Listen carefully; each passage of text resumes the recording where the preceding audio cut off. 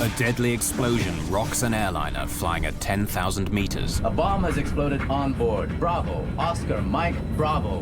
The blast kills a passenger and cripples the plane. The crew struggles to save 293 lives. The bombing sets in motion an international manhunt. While the terrorist prepares to strike again. 3,000? We're not getting any oxygen. We have the terrain alarm. Even our Aero Peru 603. We are in an emergency.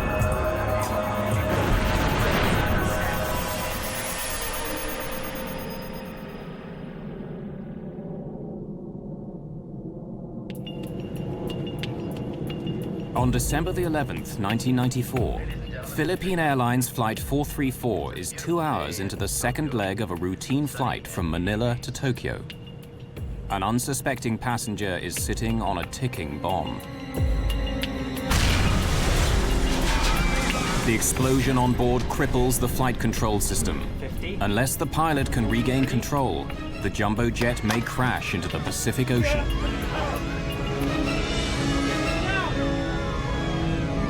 This is Philippine Airlines 434.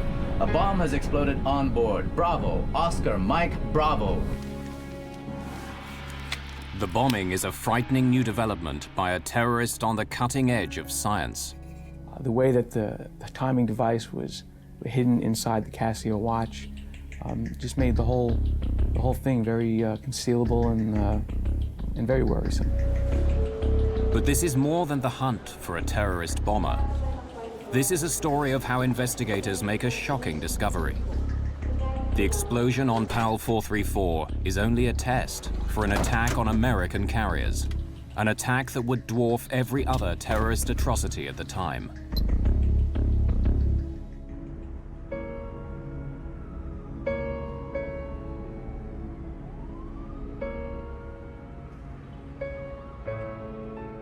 It's before sunrise on December the 11th, 1994. While most inhabitants of this city of 1.5 million have a few more hours to sleep, 26-year-old Amaldo Forlani makes an early start.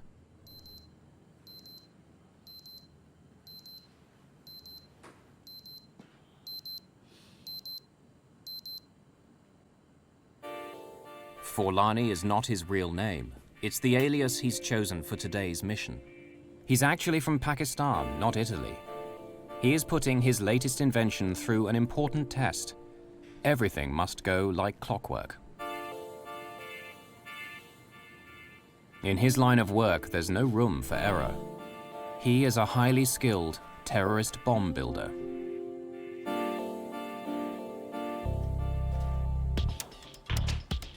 He packs the liquid explosive bomb very carefully.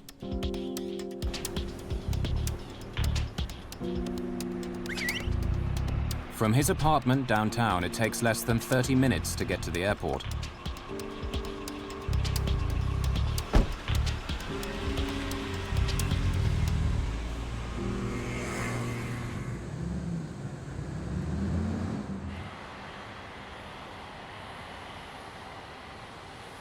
He arrives in plenty of time for his 5 a.m. flight with Philippine Airlines.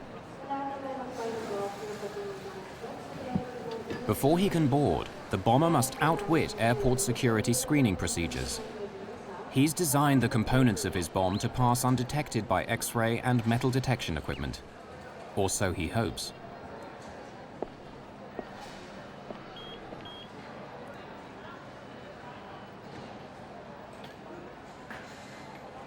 He bought the ticket as Amaldo Forlani. He's a skilled forger, and he has made himself a fake Italian passport with that identity. If his cover is blown, his career as a globe-trotting terrorist is over.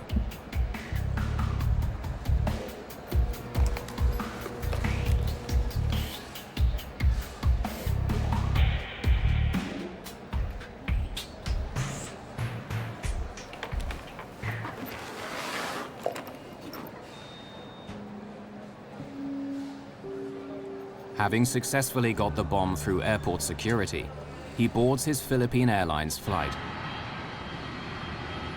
The final destination of PAL 434 is Tokyo, but there's a stopover in the Philippine resort town of Cebu, over 550 kilometers to the south of Manila.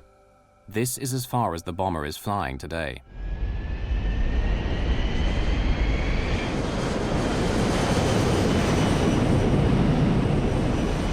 That's 10,000 feet, and weather's still looking clear. Thanks, Dex. I'm engaging autopilot.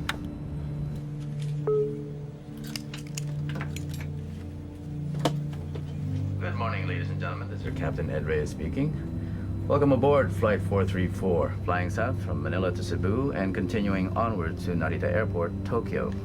Flight 434 is under the command of Captain Ed Reyes, a former Air Force pilot who's been flying for Philippine Airlines for 9 years. And our estimated arrival time is now 5:45. The weather in Cebu is... The first leg of the flight is fairly empty. Passengers are scattered around the jumbo jet's 400 seats. After takeoff, the bomber is able to move. He chooses seat 26K, located directly over the center fuel tank in some 747s. The cabin is tended by stewardess Maria de la Cruz. She flies domestic routes and has worked for Philippine Airlines for 1 year. Can I get you some juice or coffee? Juice, please.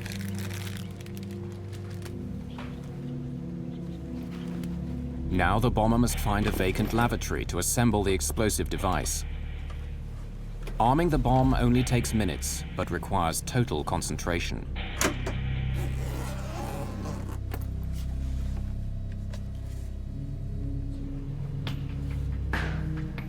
The final step is setting the timer so it will explode in 4 hours' time, long after he leaves the plane.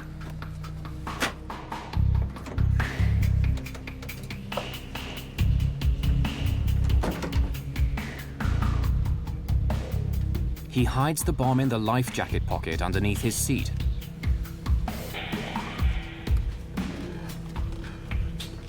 He then changes seats.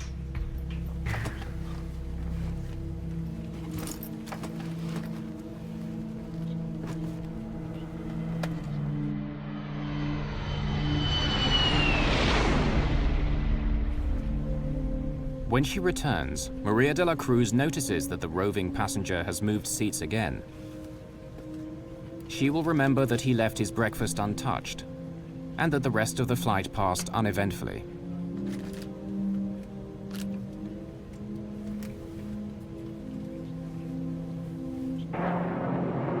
As Philippine Airlines Flight 434 begins its final approach into Cebu, more passengers are getting ready to board the aircraft that will take them onwards to Tokyo.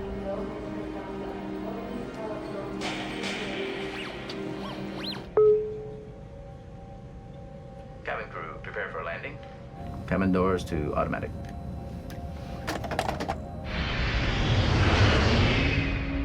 PAL 434 lands in Cebu at 6:50 a.m.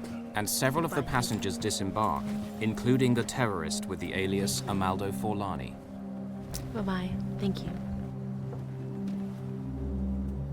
Maria de la Cruz will also leave Flight 434. A new cabin crew will take over for the 4.5-hour flight to Tokyo.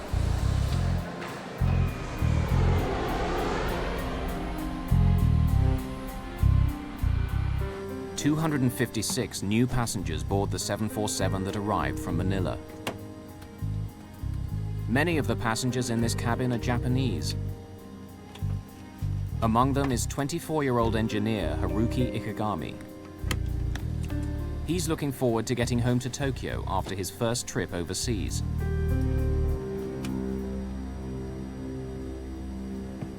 Airport congestion delays the departure by 38 minutes, but the timer on the bomb under seat 26K continues to tick.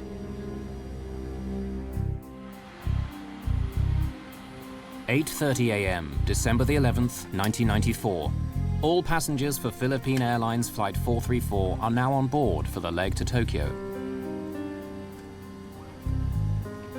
None of them is aware that 2 hours earlier, a terrorist planted a time bomb under one of their seats. Steward Fernando Bayot is assisting passengers in the forward cabin on this 4.5-hour flight. At 8:38, PAL 434 is cleared for takeoff. On the flight deck, Captain Ed Reyes is assisted by First Officer Jaime Herrera and Systems Engineer Dexter Comendador. Reyes and Comendador are both former Air Force pilots.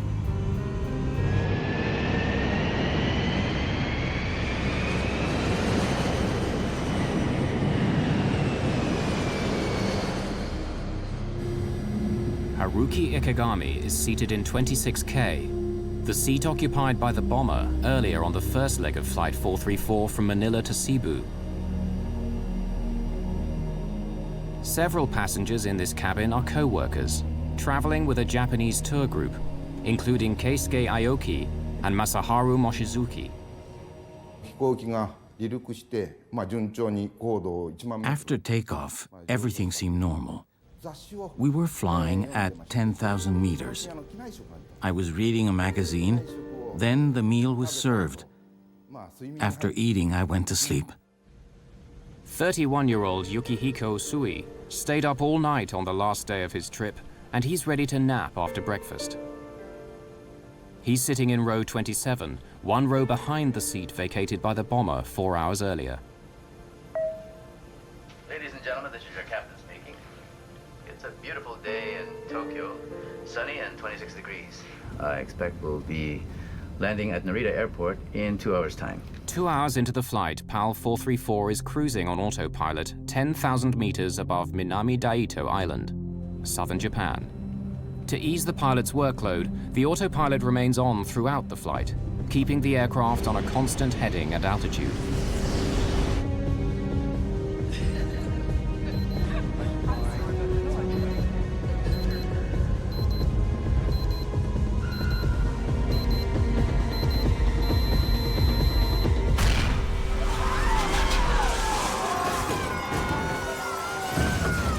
God forgive me.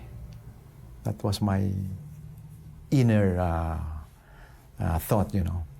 God forgive me. I think I'm going to die now. Then after that, I have to do what I had to do. Oh, I've lost control. I have control. Dex, check the pressurization loss. Be prepared. Check the QRH for... Although the autopilot instantly corrects the aircraft's bank to the right, the effect of the blast is far from over. There was a loud bang which woke me up. I could feel the plane expanding from the pressure. I saw smoke as well as debris falling like powder. Ladies and gentlemen, please stay in your seat. The injured people were trying to get away from the area where the bomb was.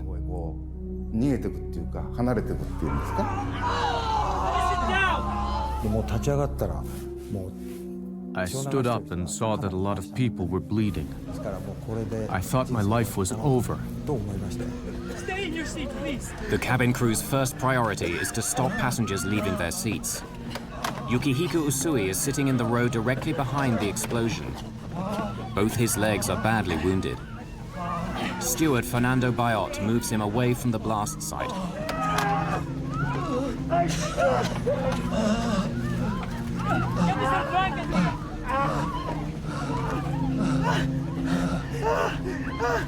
Please sit down and fasten your seatbelt.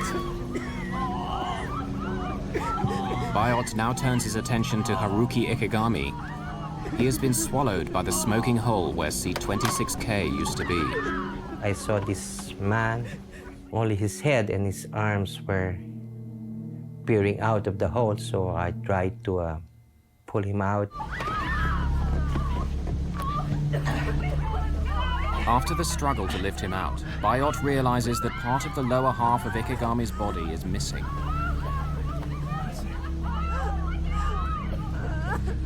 Within a couple of minutes, he dies. The cabin crew do not want Ikegami's death to panic passengers, so they pretend to minister to him. Bayot then reports to the captain. Oh, Captain. Okay? Keep the passengers calm. Make sure they stay in their seats. There's been an explosion in row 26. One dead and several injured, and the cabin's full of smoke. There's a hole in the floor. Go inspect the damage, Dex. Yes, sir. Reyes' first concern is that the blast could make a hole in the aircraft's skin. This would lead to sudden depressurization in the cabin and necessitate an emergency descent. There was a huge gaping hole beside her, and if a small tear in the skin of the aircraft was, if there were a hole there, it most probably would open up and then pull us out of the aircraft. When I saw that there was no damage to the outer skin, I went up and reported to the captain while we assumed that the pressurization system would hold.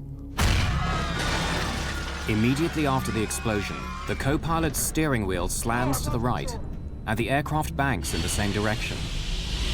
The autopilot immediately corrects the deviation, but soon Reyes discovers that the autopilot steering system is another victim of the blast. Then I said, okay, I'm going to try to turn the airplane using the autopilot, but there was no reaction, whether I tried it to make it go down or up, or left and right turns, no reaction. I said, now we have a problem. This is not Reyes' only problem. In the cabin, one of the injured passengers needs urgent medical attention. Tokyo is still 2.5 hours away, and Reyes decides to try and land at Naha Airport on the island of Okinawa, located 74 kilometers to the west. He orders the co-pilot to make a Mayday call. Yes, sir. Naha, PAL 434, heavy declaring emergency. Explosion on board. We have casualties. Requesting emergency landing at Naha. We will need full emergency services on landing.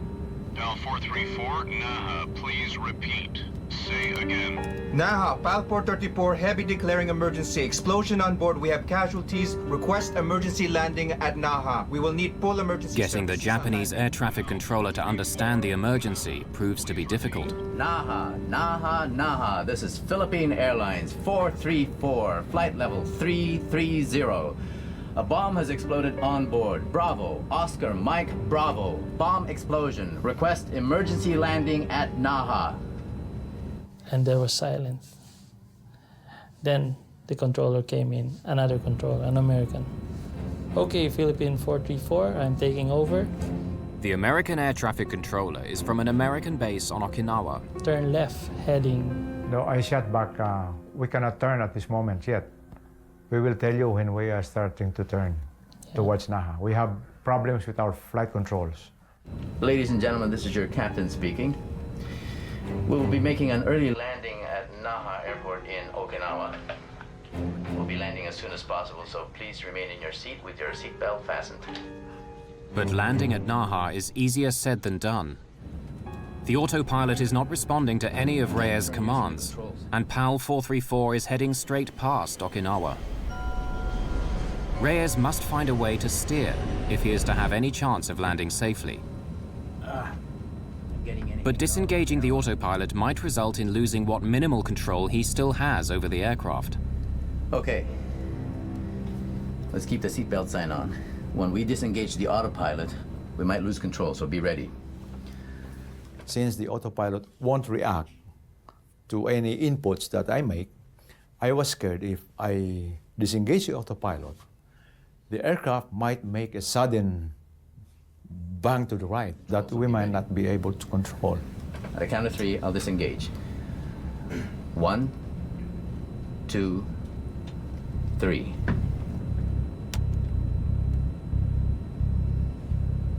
One, two, three. Tuck. Nothing happened. And then there was, we were relieved. I can't turn using the controls. Looks like the explosion jammed the aileron. Dex, what's the QRH say about jammed ailerons?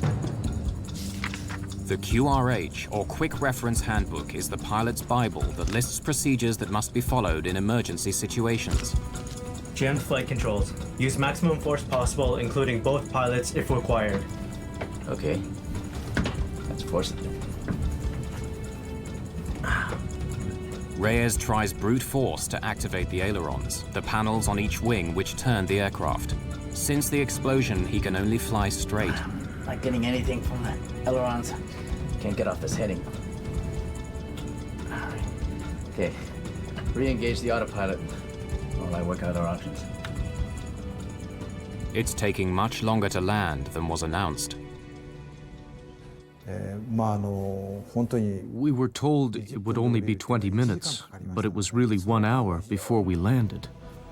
It was very frightening. Although they survived the bombing, passengers are now getting anxious about landing safely at Naha Airport. Since there was so much time before landing, I started writing a will. I wrote the will to my son, telling him to be strong. As PAL 434 looks like missing Naha Airport, Reyes comes up with another plan. We gotta turn. We'll have to use differential power. Disengage auto throttle. Pull back 3 and 4. Captain Reyes increases thrust to the engines on the left-hand side of the plane and reduces power to the engines on the right. Very slowly, the aircraft starts to circle right. He then lowers his speed to make a smaller radius turn. With guidance from air traffic control, Reyes hopes that the maneuver will eventually line up with the runway at Naha. So while we were descending on low speed, I tried to test the flight controls, and there are some little reactions. The elevator is beginning to respond. Dex. The elevator is a control that makes the plane ascend and descend. 250 knots. Flaps 1 on speed. In order to land safely, Reyes will need at least minimal control over the elevator and rudder. As PAL 434 nears Naha, he continues to reduce his airspeed. Flaps 10. Flaps 10 set. Speed 225. Okay, she's turning. Sir, if we reduce our weight, we will be able to reduce our approach and landing speeds. Suggest we dump fuel. Sige, magaling. Reyes orders the systems engineer to dump 36 tons of fuel. 5 minutes, 20,000 pounds. Less fuel means less strain on landing gear and brakes at touchdown. Check.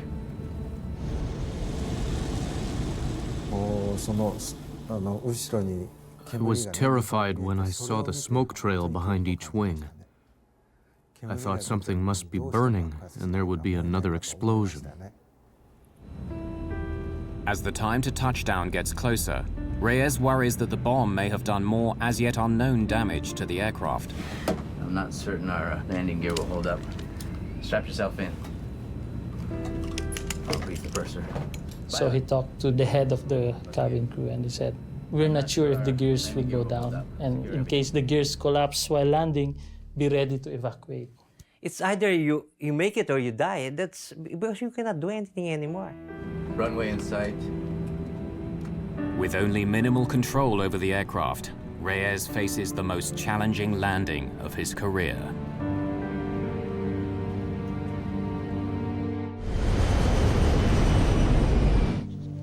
"10,000 meters above the Pacific Ocean on a flight from the Philippines to Tokyo, a terrorist bomb cripples the flight controls of a jumbo jet. As PAL 434 starts its final approach, the 292 people on board are pinning their hopes of survival on the skill of Captain Ed Reyes. I know everybody was scared. We are all scared. I know that. Gear down. The gears were supposed to come down a few seconds, but that was the longest second. Because we were waiting for the greens to come on. Take a long time. It took a long time. It was a long few seconds until when it locked. 3 green, sir. Okay. I'm disconnecting the autopilot and landing manually, okay? Dex, monitor my descent rate, call altitude and speed. Flaps 30. Okay, 500 feet on course. Flaps 30 set. Help me with the elevator. When I say push, I want you to push. Okay, 200 slightly left. Correcting. Push. 100. 50. 30. Power off. Pull. Your last command was pull. Yeah, my last command was pull.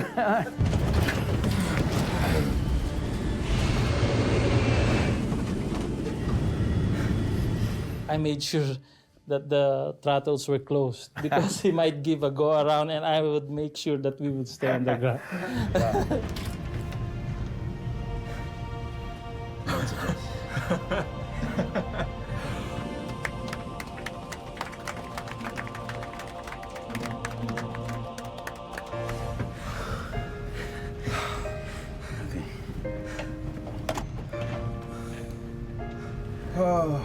Ladies and gentlemen, this is the captain speaking.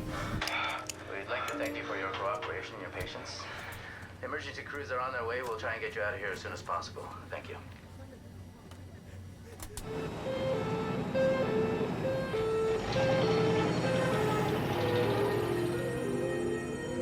The Philippine Airlines 747 is now a crime scene under Japanese jurisdiction. As investigators from the Okinawa Police Department set out to solve the mystery of what happened, they turn their attention first to the dead man in seat 26K. The forensic pathologist recovered 94 fragments embedded in Ikegami's buttocks by the explosion. He suffered severe internal injuries and massive loss of blood. But tragic as it was, the effects of the explosion could have been much worse.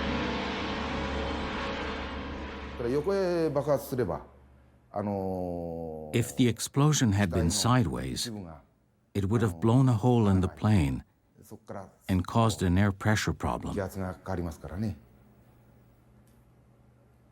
In a sense, it was good that the blast was vertical. But we have to remember the victim.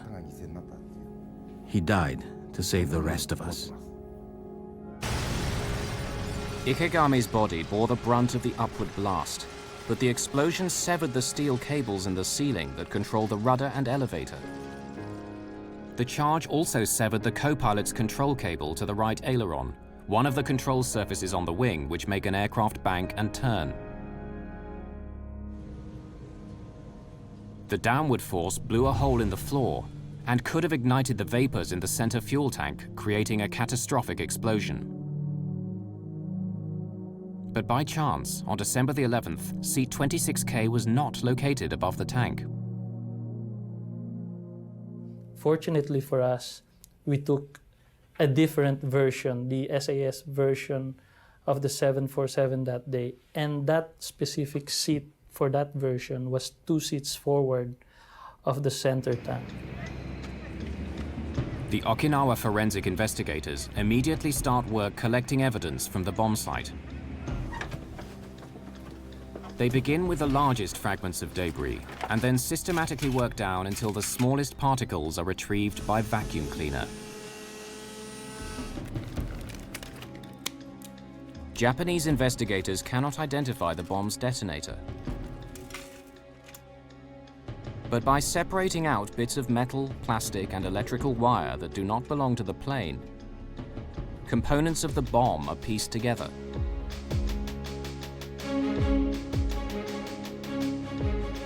One forensic investigator is able to identify the bomb's timer. By reconstituting dozens of burnt fragments, he discovers it's a modified digital wristwatch. Investigators also discover that one of the bomb's 9-volt batteries is only sold in the Philippines. It's another clue that suggests that the bomber could be based there. Philippine National Police Deputy Chief Sonny Raisin is on the case. In the later part of 1994, we already started to receive information, intelligence reports, that there were Middle Eastern personalities that were here already in the Philippines. On the night of January the 6th, 1995, almost 4 weeks after the bombing of PAL 434, the Philippine police get a lucky break. In his Manila apartment, the PAL 434 bomber has enlisted the help of an accomplice to mass-produce his new undetectable bomb.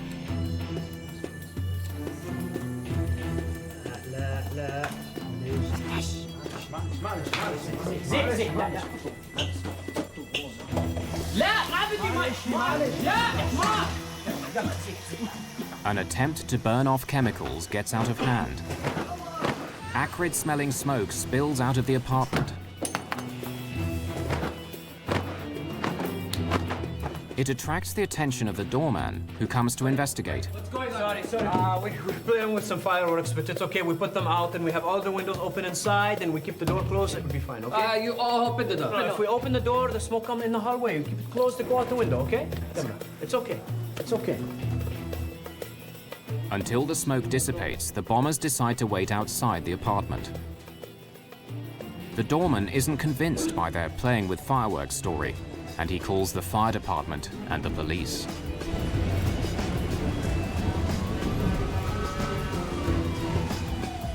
By the time the firemen come, the smoke is gone, and they leave after a quick check.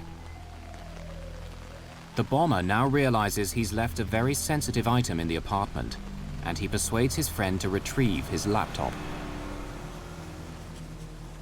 He was too clever a guy to come back and expose himself, because all along he knew that that would be too risky for him to go back and be caught. The bomber's fear of getting caught is justified. Once Police Inspector Ada Farescal learns that they're from Pakistan, she insists on seeing their room for herself. The police in Manila are on high alert due to a planned visit by the Pope in a few days.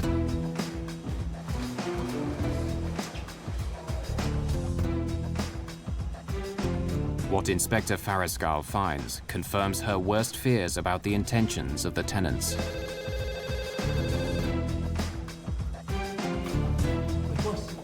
You know. You! Stop!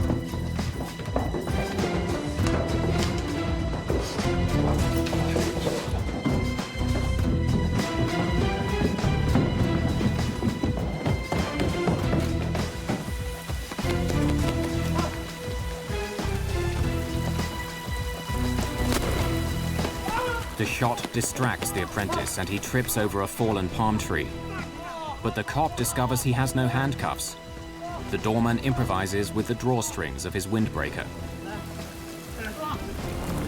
In the meantime, the bomber vanishes. One of the first senior officers to arrive at his apartment is Sonny Raisin.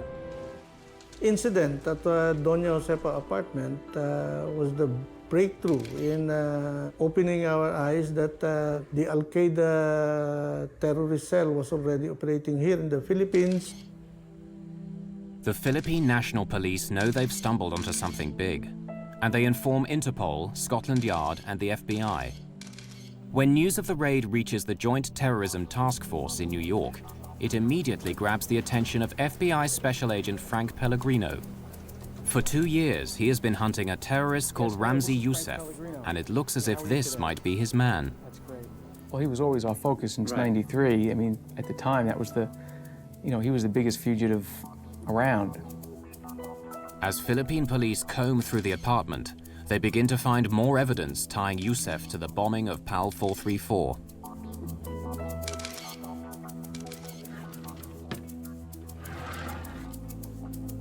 There was a similarity between the watches that were found in the apartment and the type of watch that was used in Okinawa. Putting together that watch, that was the watch that was on the bomb, on that flight 434, and identifying those pieces eventually as a Casio watch, it was amazing. Yousef is a skilled forger.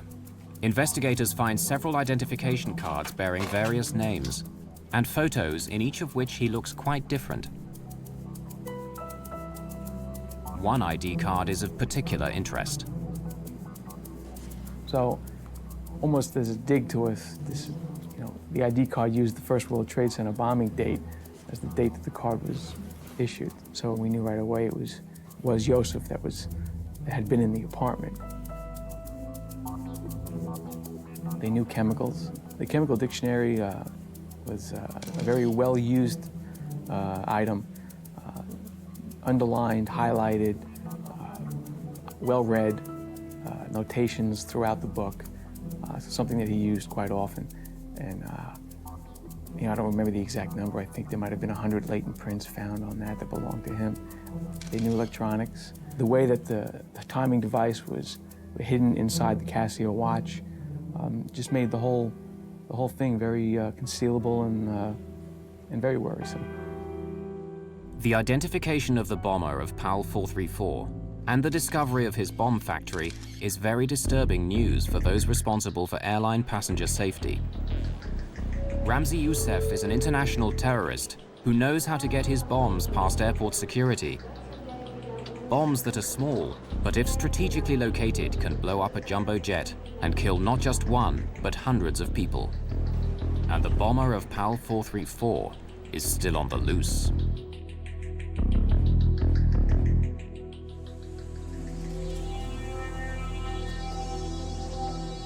The Philippine National Police have stumbled on the hideout of an international terrorist. The FBI identify him as Ramzi Yousef. Evidence that Amaldo Forlani, the man who planted the bomb on PAL 434, is the same person as Ramzi Yousef, comes from the travel agent who sold him the Philippine Airlines ticket. Ramzi Yousef is just one of several aliases of a man who tops the FBI's most wanted list. An international terrorist with a $2 million bounty on his head. Yousef, whose real name is probably Abdul Karim Basit, was born and raised in Kuwait, where his father worked as an engineer. It was there that he met the friend that he enlisted to help him in the Manila bomb factory. When he was 18, Yousef's family returned to their Pakistan homeland. Yousef married and had 2 children. Soon after returning home, his parents sent him to study in Britain. He was taking classes both in engineering and in using the computer, so he definitely had some talent. In summer breaks from college in the late 1980s, Yousef returns to Pakistan. He puts his new engineering skills to use by teaching bomb making to militants in training camps near Peshawar, Pakistan. These camps are fertile ground for making contacts with militants worldwide.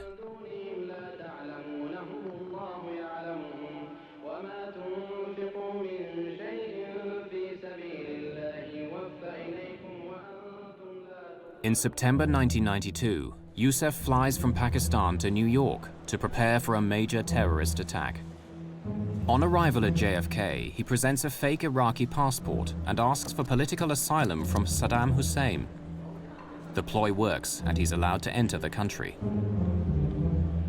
6 months later, on February the 26th, 1993, one of the largest homemade bombs in American history explodes in the garage below the World Trade Center, killing 6 people, injuring hundreds, and causing $500 million worth of damage.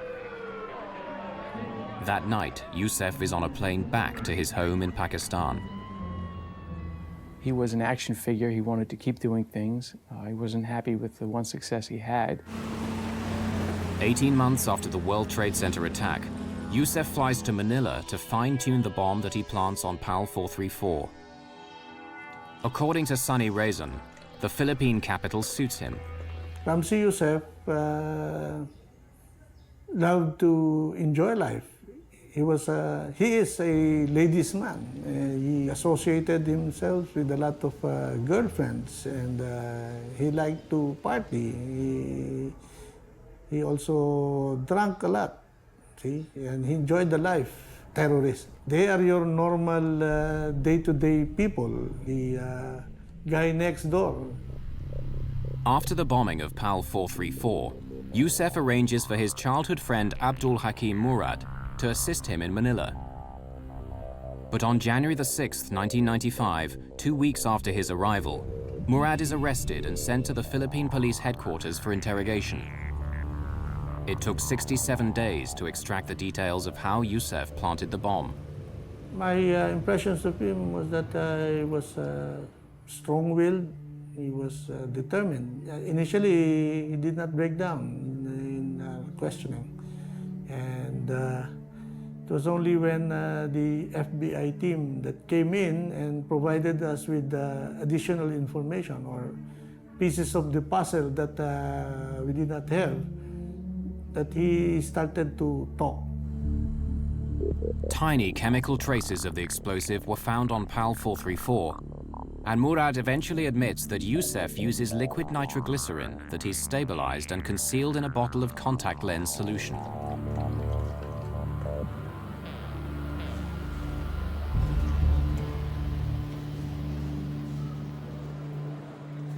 Murad also reveals that Yousef hid the bomb's potentially suspicious components in the heel of his shoes. Most airport security systems only detect metal above the ankles. I bet you he was cool as could be.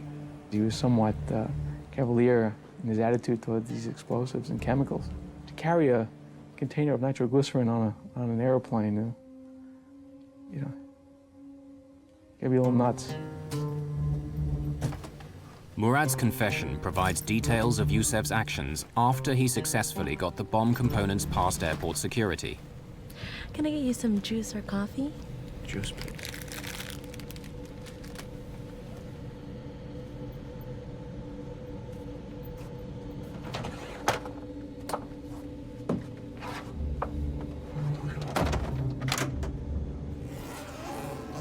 Yousef designed the device so the innocent-looking components can be quickly transformed into a lethal bomb.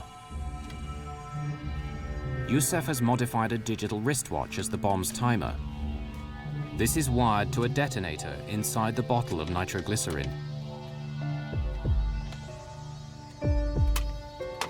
Two 9-volt batteries provide an additional electric charge to the exposed filament of a light bulb that will spark the explosion.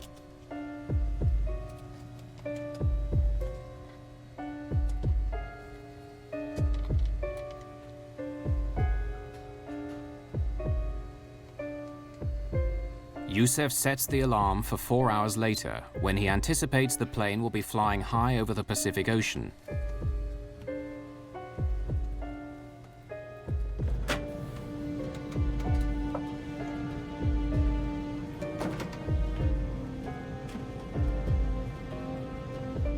Yousef plants the bomb in a life vest pouch under his seat, a place ground crews are unlikely to inspect during the stopover in Cebu.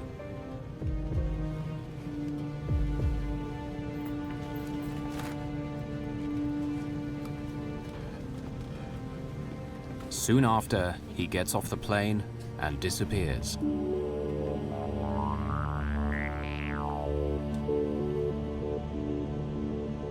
Four hours later, the time bomb under seat 26K awakes the airline industry to a new kind of terrorism.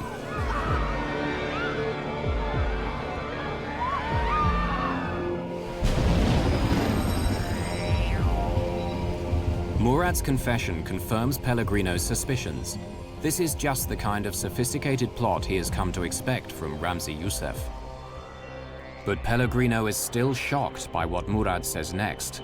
PAL 434 was only a test, a dry run for a much larger terrorist plot that will kill thousands of airline passengers. A highly skilled terrorist, Ramzi Yousef, has already set off a new type of bomb on an aircraft. Now the FBI discovers Yousef wants to blow up more planes. And he continues to evade capture.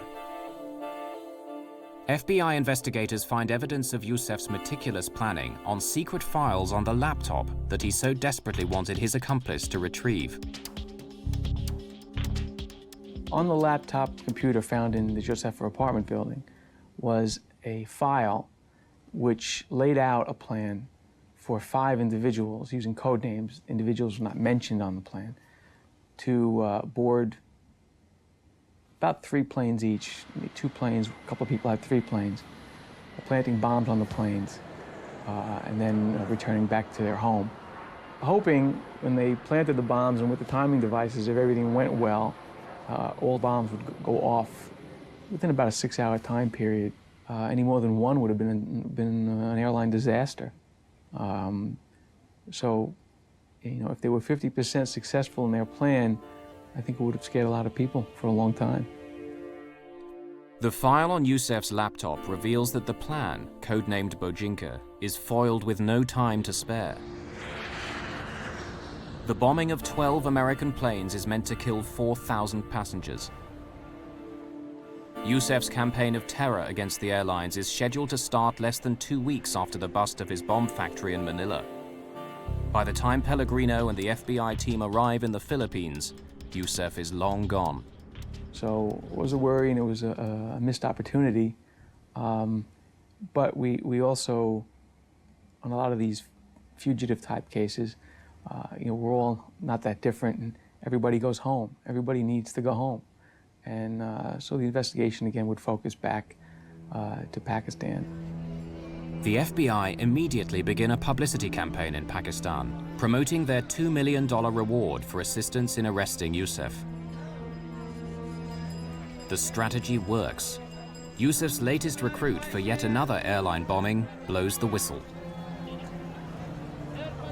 On the day Yousef is due to leave his hotel in Islamabad, a Pakistani SWAT team moves in.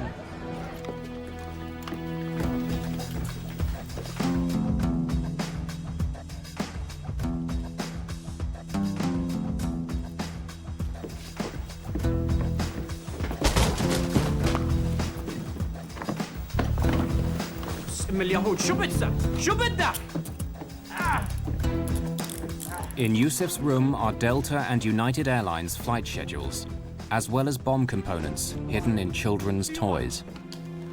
Who are you? Do you have a warrant? The informer receives the $2 million bounty for the tip-off which prevents yet another airline attack.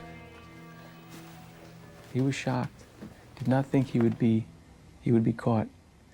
He had a certain confidence about him, and I didn't think he thought we'd ever catch up to him. Within hours of his capture, Yousef is extradited from Pakistan and put on a waiting US government plane. With the cooperation of the Japanese and Philippine governments, the FBI arranged for Yousef to stand trial in New York City for the PAL 434 bombing, as well as the earlier 1993 attack on the World Trade Center. In a convoy of federal and local patrol cars, Ramzi Ahmed Yousef was brought into New York City late Wednesday night, ending a worldwide manhunt. He was arrested Tuesday in Pakistan by Pakistani authorities and brought back by the FBI on a U.S. plane, then into custody with heavy security on the street in case of any terrorist attacks prompted by his arrest.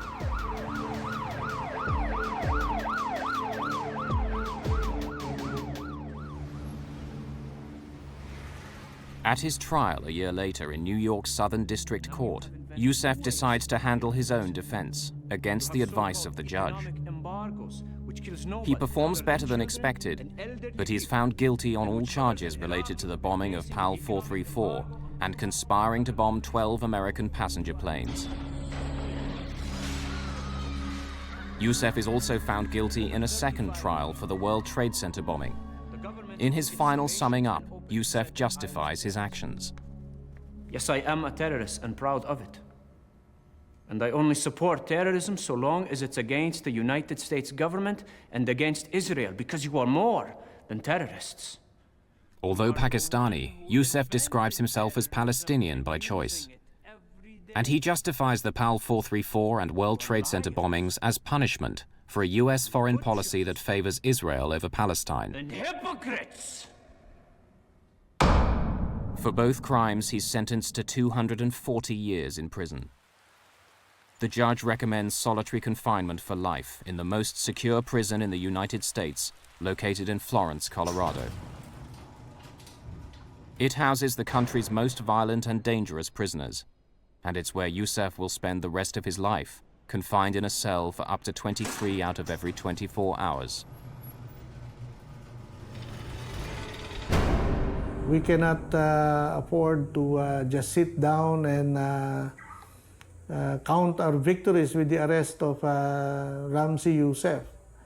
Somebody else has already replaced him, and somebody else is already thinking of how to circumvent these security measures that we've put up. In the year following Yousef's attack on PAL 434, the Federal Aviation Administration certified a machine to detect explosives. Not one American carrier bought it. Only after 9/11 was a law passed that required US airports to deploy explosive detection systems. But the most reliable models are expensive or too slow and still not widely employed. Well, it was the old saying that we have to be right 100% of the time. Terrorist only has to be right once. Although there hasn't been a successful airliner bombing since PAL 434, those who forget the past may be destined to revisit it.